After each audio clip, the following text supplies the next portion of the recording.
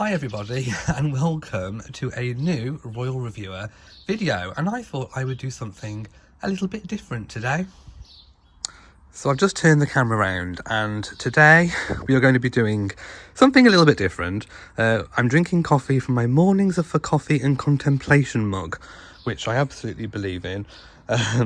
So the reason I'm doing this is just because I want to make some videos that are a bit more informal, where I just muse. Lots of royal musings about what's going on in the royal family, and I thought, what's better and a bit more peaceful than when I come outside in the mornings with my coffee and I just think about the royals, and I watch the cats jumping around the garden, and I thought that I would like to share that with you. So my first royal musing of the day, I suppose, is going to be about Camilla. So the Queen Consort, and by the way, I am getting a lot better at referring to her as Queen Camilla, and I think that will happen. I think eventually, once the coronation has happened, of course, they are referring to her officially on any coronation press releases from the palace as the Queen Consort. So I think that's what we're going to be seeing on the run-up to the coronation. But I think after the coronation, she will be referred to, in my opinion, as Queen Camilla, and I'm starting to refer to her as Queen Camilla.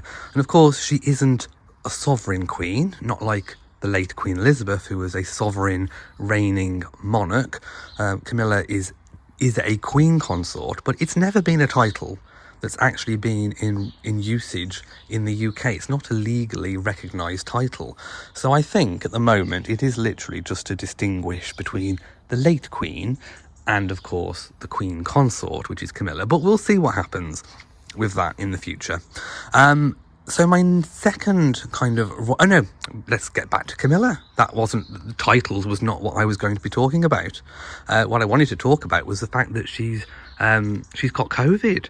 So she was supposed to, today actually, have a series of royal engagements in the West Midlands. Now, I am from the West Midlands, and she was actually due to come to one of my local towns and do an engagement. So I was all set and prepared to go and be a spectator at the barriers. It was all hush-hush and very embargoed in terms of visit. They normally don't, unless it's a really big set-piece event, they don't sort of reveal for security reasons where they're going well in advance. So it was only a few days ago that I actually found out that she was coming to my local area. So I was all set and prepared to go. By the way, today is Valentine's Day, so it's February the 14th, and she was set to come to my local area and visit a library. Of course, she is champion of lots of literary charities and organisations.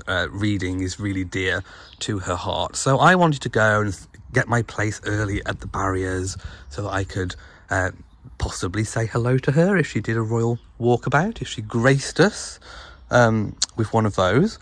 But it was cancelled because initially news came out that she'd got a seasonal cold, and the palace did kind of release a statement to such effect, and the wording of that statement was very much in line with that she'd just got a cold. Then later in the day, it was of course revealed that she'd got COVID. So whether or not they already knew during the first statement and then people were requesting more clarity, or whether or not she just literally had a test a bit later on that confirmed that it was actually COVID. But anyway, she had to cancel her engagements, and they do say that it's going to be rescheduled. But because royal diaries are booked 6 months upwards in advance, I don't know when that rescheduling will take place. So there will be a lot of disappointed people this morning, and lots of preparations will have already happened, and so it does disappoint people when royal visits are cancelled. But we do understand, we do want Queen Camilla to get better. So she's cancelled all of her engagements for the rest of the week. Initially she just cancelled it for today, and she was going to go back to royal engagements on the Wednesday, but obviously she must have had a test in between then. So for health reasons and to protect other people, I think it's rather sensible that she cancels her engagements. But like I say, lots of disappointed people, which is kind of a good sign, because it shows that people really did actually want to go and speak and see Camilla, which I think is a really nice kind of level, a nice gauge of the level of acceptance, I think, for Camilla. Okay, so that's my kind of royal musings on that incident. My next royal musing is actually on the royal household. So when Charles became King Charles III, it was kind of announced quite quickly after that they were going to do away with the kind of honorary position of the Queen's ladies in waiting. And of course, the ladies in waiting are, you know, ladies that knew the Queen from some of them a very young age. Some of them, you know, were ladies that were actually bridesmaids or were involved in the coronation.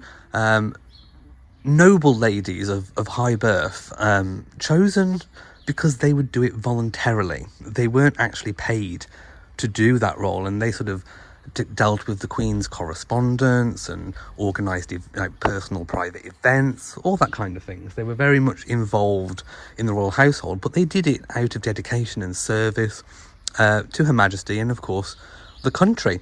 So I was quite surprised when they did away with that title, because it was kind of put that it was going to be more cost effective to do away with it and perhaps hire some staff. Anyway, it's come out that there's been an advertisement to deal with Charles's royal correspondence. I think it's something like £26,000 a year or something of that nature, to work in London, I think at the palace. And I just thought to myself, right, well, it's not really going to be that cost effective, is it? Because the ladies in waiting did it for free, effectively, but now you're having to pay people to do it. So I just kind of thought, okay, you know, maybe that's not such a good idea. Perhaps it's time to actually bring back the ladies in waiting. And I never had an issue with the ladies in waiting title. I think it's actually delivers quite good value. In fact, having free work is amazing value for the British taxpayer, because now obviously they're having to pay for it. And the Queen now does have her companions, of course, you know, her own sort of chosen selection of friends, her kind of friendship group, but they aren't doing necessarily the work of what the former ladies in waiting were doing. Now, the King did keep on the current former ladies in waiting to organise kind of ceremonial, like private ceremonial sort of events. I'm just watching Beau over there. He's chasing the birds, so if he does jump the fence, I'll have to go and sort him out. So they have been kept on in a kind of honorary position, but I just thought, you know, kept on in a more official capacity, then perhaps there wouldn't have been the need to advertise for a paid role. So thank you for watching this video, and thank you for joining me this morning whilst I'm out with my cup of coffee, just having a royal royal musings. So if you've enjoyed this video, please let me know in the comment section, would you like me to do more videos of this style? Because when I'm out having my morning coffee, I can quite easily film some royal musings. So if you've enjoyed it, please give it a big old thumbs up. Don't forget to share on social media, and of course do hit the bell so that you know whenever I upload a new video. So from me, to you all, and goodbye.